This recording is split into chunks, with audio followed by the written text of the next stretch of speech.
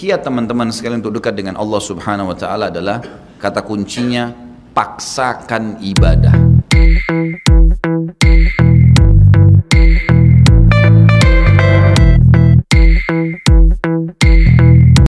Kiat teman-teman sekalian untuk dekat dengan Allah Subhanahu wa taala adalah kata kuncinya paksakan ibadah dan paksakan tinggalkan dosa. Harus dipaksa. Harus kita paksa jiwa kita ini. Cambuk jiwa itu, cambuk dengan ilmu dan keimanan. Mulai sekarang saya mau on time sholat di masjid, tidak mau ketinggalan. Apapun konsekuensinya, paksain. Sesuatu kalau sudah dipaksakan dan menjadi sebuah kebiasaan, akan enak dikerjakan. Otomatis. Tapi kalau kita kendor, sesekali saja dikerjakan, maka akan luluh seperti biasa umumnya. Begitu pula dengan dosa. Paksain diri untuk tinggalkan. Lihat yang haram, turunkan pandangan. Mau beli sesuatu, tahan tangan itu supaya tidak beli. Paksa. Nggak ada masalah kok. Tangan kita nggak putus kalau kita nggak beli DVD film yang tidak benar misalnya. Nggak masalah kok. Kuping kita nggak copot kalau kita nggak dengar musik misalnya. Alihkan ke Al-Quran. Setan goda, lawan. Jangan terus-menerus kendor imannya seperti kerupuk. Sedikit diramas sudah hancur. Ini jangan. Sampai kapan Bapak Ibu mau terus berlale-lale dalam jauh dari Allah SWT? Sementara iman itu levelnya sangat jauh. Makin kental, maka makin terus, sampai para ulama mengatakan kenikmatan iman akan terus dirasakan oleh seorang hamba selama dia terus mendeteksi dirinya dan juga dia berusaha bermuhasabah setiap detiknya. Ini sudah ketaatan bukan? Ini sudah ketaatan bukan? Ada kemaksiatan ditolak sama dia. Harus begitu. Dan harus kita mulai dengan diri kita sendiri dengan cara memaksanya. Gak bisa enggak. Kita kalau nggak paksa nggak mungkin. Harus Bapak Ibu sekalian. Orang lain telepon nanti kita atau lihat perubahan, kamu alimnya, ingat majelis ilmu seperti ini Bapak Ibu sekalian. Saya sering ulangi kalimat ini. Saya nggak datang jauh-jauh dari rumah saya ke sini untuk menghibur Bapak Ibu cerita dongeng atau hibur Bapak Ibu dulu sini sejam 2 jam. Ini bukan. Ini kita sedang bahas wahyu. Wahyu ini penyampaian dari Tuhan Allah pencipta langit dan bumi untuk membawa pada perubahan. Kalau Anda hadir di majelis ilmu dan Anda pulang setelahnya terasa, ya kenapa ya saya kayak merasa ada beban nih, kayak saya merasa bersalah, kadang-kadang kita menangis, itu semua peringatan dari Allah Subhanahu wa taala. Ambil, oh ini berarti kebaikan, itu kebaikan. Karena Allah mau dengan perasaan itu kita berubah. Ada perasaan untuk berbuat dosa jadi takut karena sudah hadir di pengajian, itu tanda keimanan. Termotivasi untuk mengerjakan ibadah, hadir lagi di majelis, iya. Begitu teman-teman lihat kamu alimnya sekarang, iya alhamdulillah, saya sangat bersyukur sama Allah. Jangan malu ucapin itu. Alhamdulillah saya berubah, saya merasa luar biasa, saya bersyukur sama Allah karena Allah masih bisa berikan keselamatan saya sebelum saya meninggal. Mudah-mudahan kamu juga bisa rasainnya keimanan saya. Motivasi dia supaya dia mau ikut. Ini enggak. Kamu sekarang alim ya, masa pakai jilbab begitu? Kenapa kamu pelihara jenggot? Masa azan harus selalu ke masjid? Kemudian, oh iya ya, udah sini aja sholat sama saya. Kendor, sholat di rumah. Kendor, ganti lagi kembali jilbabnya jilbab gaul dan seterusnya. Ini sampai kapan kita mau tergoda nih kira-kira? Waktu terus berjalan. Ingat, setiap peluang ibadah, Bapak Ibu sekalian ingat, Allah peringatkan Anda dan saya seperti cuma ini, penyampaian. Dan kita yang mengubah diri kita. Tidak mungkin saya mengontrol Anda satu-satu di rumah Anda, atau tidak mungkin Allah Subhanahu wa taala menurunkan tangan dari langit. Tetapi Allah Subhanahu wa taala memberikan kepada kita penyampaian dan berikan hati nurani untuk bisa menyentuh hati nurani kita agar kita melakukan, ya, mengerjakannya. Harusnya begitu. Jangan pernah malu untuk berubah menjadi orang lebih baik. Yang malu itu kalau kita menjadi orang lebih buruk. Ingat, peluang-peluang ibadah yang Anda sudah sia-siakan, wallahi Bapak Ibu sekalian, demi Allah Anda akan sesali nanti. Di hari kiamat nyesal, ya Allah, kenapa dulu saya nggak puasa Senin itu ya? Nyesal, ya Allah, kenapa dulu saya nggak sholat tahiyat masjid ya? Saya malah duduk di depan masjid cuma ngobrol-ngobrol. Ya Allah, kenapa dulu saya nggak maksimal bacanya cuma surah pendek ya? Kenapa nggak surah panjang ya? Ini ibadah saja bisa kita sesalin, apalagi kalau dosa, malah lebih parah itu. Menyesalnya luar biasa, tapi nggak ada gunanya. Peluang-peluang ibadah yang Anda sudah sia-siakan tidak akan pernah bisa diperbaiki. Nggak bisa. Ini tadi kalau ada orang tidak ikut sholat sama kita berjamaah maghrib misalnya, kemudian mereka ikut di pengajian lalu merasa tersentuh, coba ya saya ikut dari awal ya. Memang betul, penyesalan bagus, tapi sudah dicatat dan tidak akan pernah berubah di buku amal. Pada hari itu, jam itu, sholat itu telat, pahalanya beda dengan orang yang awal waktu. Apa yang membuat dia telat? Ya dia sendiri, konsekuensinya. Jangan gitu. Makanya motivasi Nabi SAW sangat banyak untuk mengerjakan sholat di awal waktunya, motivasi untuk di saf pertama, motivasi untuk tidak ketinggalan takbiratul ihram pertama imam. Semuanya itu untuk menjaga hubungan dengan Allah Azza wa Jalla. Jadi untuk dekat dengan Allah harus memaksakan diri dalam ibadah dan harus memaksakan diri untuk meninggalkan dosa. Bagaimana tangganya untuk sampai ke sana? Ilmu, majlis ilmu. Hadir di majelis ilmu seperti ini Bapak Ibu sekalian, saya bukan mengatakan karena saya menyampaikan, siapa saja di antara teman-teman dai yang sampaikan, semoga Allah ikhlaskan niat kita semua, itu harus dihadiri, harus. Hadiri majelis ilmu akan mengubah kita. Kalau tidak, dengar, bawa Walkman, bawa headset, bisa dengar di HP kita. Sekarang bisa daripada kita nonton, orang banyak habisin pulsanya hanya nonton YouTube hal-hal yang tidak ada manfaatnya. Nonton ceramah tuh, dengarin. Sambil belanja, sambil macet di jalan, pasang headset di kuping, kemudian kita dengarin ceramah-ceramah itu. Tambah ilmu dengan ilmu, tidak ada kata cukup. Kata para ulama salaf, ilmu itu, ilmu syar'i yang merupakan tangga membawa kita kepada hubungan dengan Allah yang sangat baik, karena dengan keimanan akan muncul, iman akan muncul dengan ilmu itu, ya dia akan memberikan setengah hidupnya dengan cara kita membayar dia dengan seluruh hidup kita. Nggak bisa. Seminggu sekali itu nggak cukup, nggak cukup. Apalagi ada orang sebulan sekali, apalagi ada orang cuman kalau lagi ada waktu lowong, ini nggak bisa. Kita sibuk Bapak Ibu sekalian memberikan makan tubuh kita, makan makanan, minum macam-macam variasi, betul untuk fisiknya sehat, tapi ruhnya kurus, krempeng, sakit, itu luar biasa. Tapi kalau kita balik, fisik kita yang biasa cukup kenyang sudah, tapi ruh kita berikan kesehatan yang luar biasa. Orang kalau ruhnya yang sehat Bapak Ibu sekalian, semuanya jadi kecil buat dia. Julaibib radhiyallahu anhu sahabat Nabi itu, saking kecilnya badannya itu sampai diangkat oleh Nabi SAW dengan satu telapak tangan karena kecilnya badannya. Tapi di perang ya Uhud dia bisa membunuh 7 orang kafir. Tidak ada hubungannya dengan kecil badannya, tapi ruhnya kuat, besar. Waktu Nabi SAW balik dari perang Uhud dan terkalahkan oleh orang-orang kafir Quraisy dengan hikmah Allah Subhanahu wa taala, semua sahabat waktu itu mati syahid 70 orang di Uhud, sisa 630 orang bersama Nabi SAW, semuanya terluka, dan minimal luka sahabat waktu itu minimal 7 luka, sabetan pedang, hantaman tombak, sobekan, pokoknya luka semua sahabat. Sampai ada sahabat sudah nggak bisa jalan karena kakinya sobek, punggungnya sobek, dinaikin di kuda, tiba di rumah tinggal dibaringin. Lihat bagaimana para sahabat mengetahui bagaimana hubungannya dengan Allah Subhanahu wa taala dengan ilmu yang sudah tertanam yang Nabi SAW tanamkan dalam hati mereka, bisa mengubah segala sesuatu. Subhanallah, tiba pulang menjelang maghrib ke kota Madinah, istirahatlah para sahabat ini, mereka lagi obatin obat luka mereka. Nabi SAW dapat wahyu menyuruh Nabi SAW dan para sahabat keluar mengejar Quraisy. Quraisy ini jumlahnya waktu itu ya 1.000 orang, maaf 3.000 orang pasukan Quraisy, yang terbunuh cuma sekian belas saja mereka. Dan mereka sudah merasa bangga dan pulang ke kota Madinah, pulang meninggalkan Madinah, karena Uhud itu dekat Madinah. Kemudian mereka bangga dengan itu. Keesokan paginya habis sholat subuh kata Nabi SAW, wahai sahabat-sahabatku, Allah Azza wa Jalla memerintahkan kita untuk mengejar Quraisy. Maka pulanglah masing-masing kalian di suku kalian, lalu motivasi siapapun yang ikut kemarin di Uhud, semua, mau sakit, mau enggak, mau luka, mau enggak, tapi ini luka semua nih, minimal punya 7 luka ya. Kita kadang-kadang mungkin kuku kita kecabut aja sudah susah ke masjid, ini sabetan pedang, sobek, rusak semua tubuh mereka. Dikatakan dalam riwayat sampai para sahabat ada yang tidak bisa ngomong karena sudah kesakitan yang luar biasa.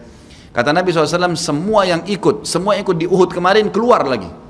630 orang semua harus keluar. Bagaimana caranya? Pokoknya ngumpul keluar, perintah Allah. Coba bayangin, kita kadang-kadang habis olahraga saja capek, diajak keluar sama istri atau diajak keluar sama suami, kita sudah nggak mau keluar. Capek biasa olahraga. Atau mungkin penat, capek duduk di kantor mau istirahat. Ini habis perang, badannya disabet-sabet, diajak berperang lagi nih. Apa yang terjadi teman-teman sekalian? Pulanglah pimpinan-pimpinan suku sahabat ini, dimulai dengan Sa'ad bin Mu'adz radhiyallahu anhu, sahabat Nabi yang mulia, luar biasa ini. Orang ini pada saat meninggal, kata Nabi SAW, goncang arsy-Nya Allah dengan meninggalnya Sa'ad.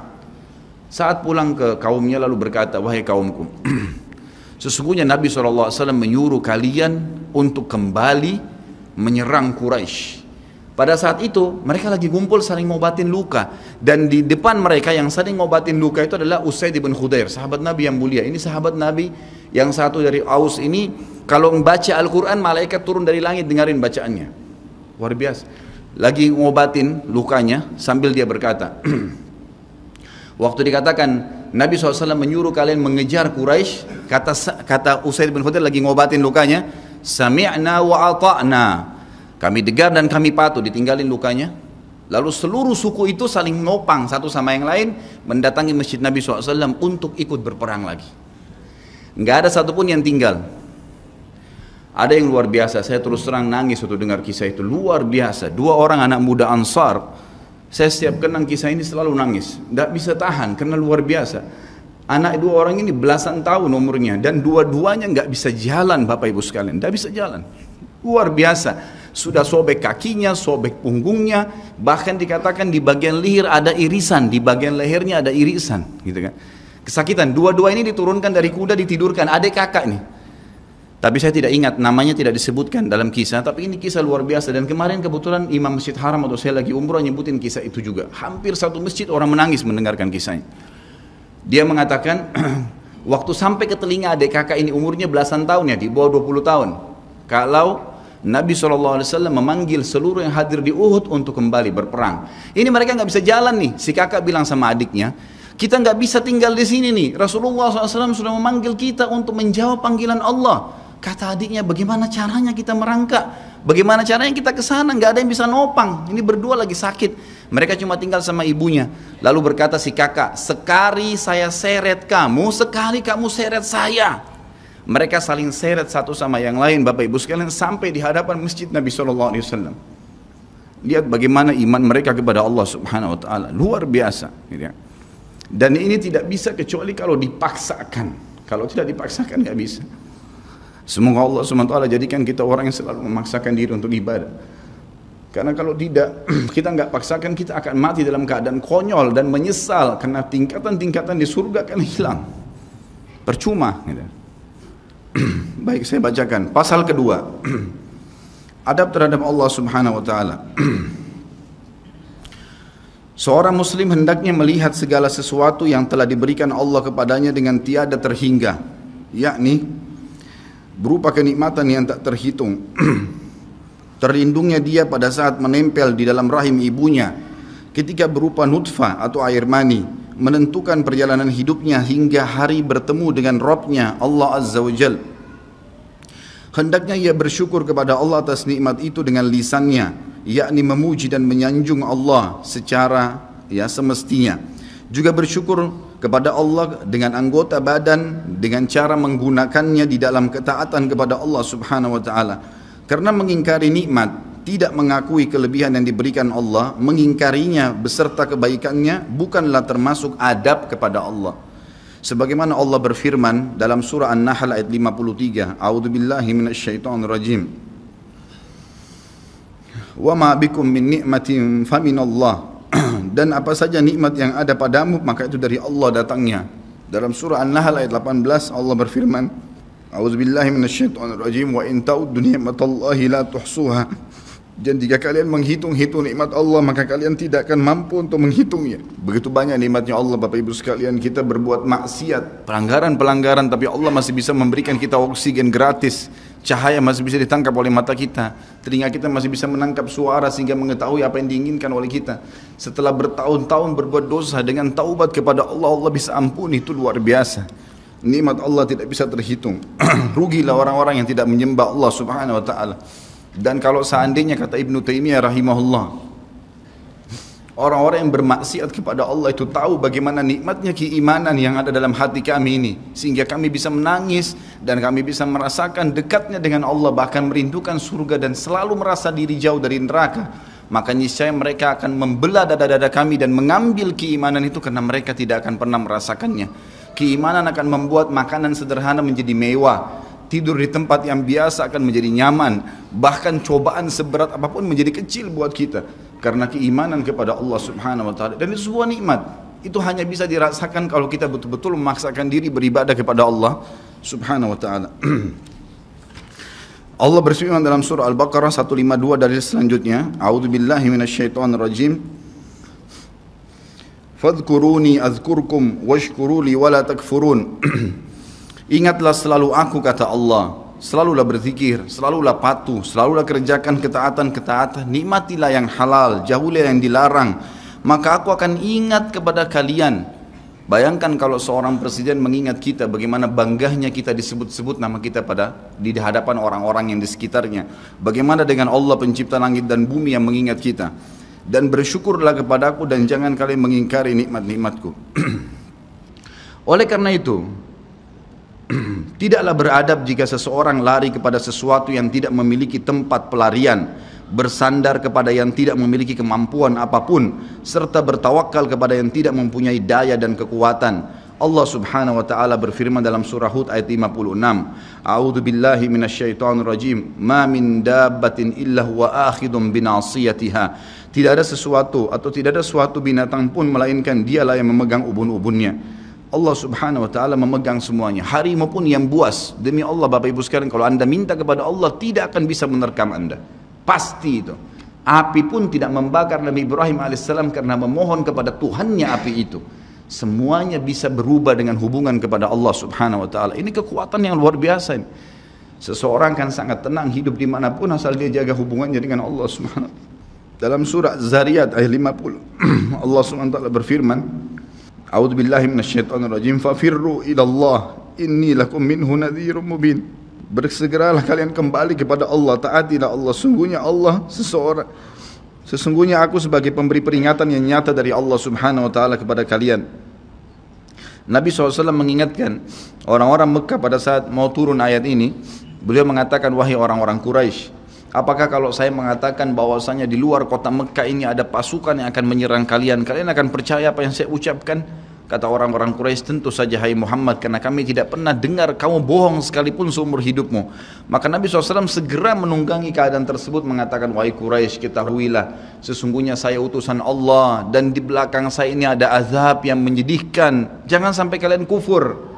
Jadi Nabi SAW sudah mengingatkan, ikutin ini, nikmatin apa yang diperintahkan, apa yang dihalalkan, jauh yang dilarang, kalian akan bahagia. Hanya itu saja perintah dari Allah Subhanahu wa taala.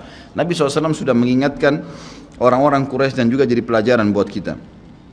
Juga dalam firman-Nya surah Al-Maidah ayat 23, A'udzu billahi minasyaitonir rajim wa 'alallahi fatawakkalu in kuntum mu'minin. Dan hanya kepada Allah lah kalian harus bertawakal, mengembalikan semua urusan jika kalian benar-benar orang yang beriman. Sisi yang lain, seorang muslim juga harus melihat kepada kelemah lembutan Allah Subhanahu wa taala kepadanya di dalam setiap urusannya, melihat kepada kasih sayang Allah kepada dirinya dan seluruh makhluknya, lalu berkeinginan kuat untuk mendapatkan tambahan kelembutan dan kasih sayang itu, sehingga dirinya akan selalu merendahkan diri kepada Allah dengan kerendahan yang murni dan dengan doa, bertawassul kepadanya dengan perkataan yang baik dan amal soleh. Kalau kita lagi makan, syukuri alhamdulillah. Dan ingat teman-teman sekalian, saya pernah jelaskan juga, hati-hati dengan hukum syamata namanya. Syamata itu merendahkan orang lain. Kalau ada sesuatu yang tidak ada pada kita teman-teman sekalian, syukurlah kepada Allah Subhanahu wa taala. Jangan pernah sampai menghina orang lain, karena Allah meninggikan derajat kita justru dengan kita bersyukur. Kata Nabi SAW, kalau kalian lihat aib pada diri seseorang, ucapkanlah alhamdulillahilladzi afani mimma btala bihi wa faddalani ala katsirin mimma khalaqa tafdila. Segala puji bagi Allah yang telah menyelamatkan saya dari apa yang dicobakan kepada orang ini dan mendahulukan saya dengan kelebihan yang banyak dari makhluk-makhluk yang lain. Kita harus seperti itu, jangan syamata. Kata Umar radhiyallahu anhu, apa itu syamata seperti ini? Umar bin Khattab berkata, aku khawatir kalau ada seorang wanita hamil lewat di depanku karena perutnya besar, lalu aku berkata dalam diriku, kenapa ya perutnya seperti itu? Maka Allah menghukumku dengan membuatku hamil. Sampai begitu mereka mengatakan, dan berhati-hati sekali dengan kelemah lembutan Allah Subhanahu wa taala. Allah lah yang telah membuat binatang yang ada binatang yang indah bulunya, yang bagus tampangnya, dan ada Allah juga ciptakan buruk di mata manusia untuk menunjukkan keajaiban dan kemahakuasaannya Allah. Ada ikan yang indah untuk dilihat, ada ikan yang seperti batu buruk. Kita cuma mengatakan subhanallah yang telah menciptakan yang baik dan buruk, subhanallah yang telah menciptakan yang sehat dan sakit, subhanallah yang telah menciptakan yang putih dan hitam, subhanallah dan subhanallah. Bukan justru kita menghina teman-teman sekalian. Kalau ada sesuatu yang menimpa orang lain yang tidak ada pada kita, syukurilah nikmat Allah subhanahu wa ta'ala, dan jangan sampai kita merendahkan orang lain. Ini semua merupakan adab, kata beliau, terhadap Allah yang menguasainya. Maka bukanlah orang yang beradab orang yang berputus asa dari mencari tambahan rahmatnya yang luas, meliputi segala sesuatu, berputus asa dari kebaikan Allah yang tak terhingga, yang mencakup seluruh alam semesta ini, serta kelembutannya yang tercurah untuk segenap makhluk. Allah subhanahu wa ta'ala berfirman di dalam A'raf 156, A'udzu billahi minasyaitonir rajim, wa rahmati wasi'at kulla syai', dan rahmatku meliputi segala sesuatu. Kata ulama tafsir, hewan pun kalau yang buas kemudian dia menerkam mangsanya lalu dia meminta maaf kepada Allah, maka rahmatnya Allah akan meliputinya. Seseorang membunuh orang lain pun, sebagaimana masuk dalam sebuah hadis, Allah tertawa melihat dua orang yang saling membunuh, kemudian dua-duanya masuk surga. Lalu para sahabat bertanya, ya Rasulullah, bagaimana ceritanya dua orang itu? Kata Nabi SAW, yang satunya mukmin, yang satu kafir. Lalu kemudian si kafir membunuh si mukmin di kancah peperangan, mati syahidlah si mukmin tadi. Berjalan waktu, si kafir mendapatkan hidayah, akhirnya juga masuk Islam, dan dia berperang lalu dibunuh oleh orang kafir yang lain. Orang mukmin yang pertama terbunuh dengan orang kafir yang akhirnya masuk Islam juga terbunuh di kancah peperangan, dua-duanya masuk surga, dan Allah menyambutnya dengan rahmatnya. Allah tersenyum dan tertawa dengan dua orang ini. Jadi dengan kemahalembutannya Allah subhanahu wa ta'ala. Dalam surah Asy-Syura ayat 19 dikatakan juga, a'udzubillahi minasyaitonirrajim, Allahu latifun bi'ibadi. Allah itu maha lembut terhadap hamba-hambanya. Makanya dalam hadis yang lain dikatakan, ma nazala linu fi syai'in illa zana. Tidak ada sesuatu dikemasi dengan kelemah lembutan kecuali akan menghiasinya. Dikatakan Allah latif, Allah itu lembut, yuhibbul lutf, dia suka dengan kelemah lembutan, gitu kan. Wa ma nuzi'a min syai'in illa syana. Tidak ada sesuatu diangkat darinya kelemah lembutan kecuali akan merusaknya. Tidak ada manfaatnya mencak-mencak, marah-marah tuh. Emosi habisin waktu-waktu kecuali dalam pelanggaran agama saja.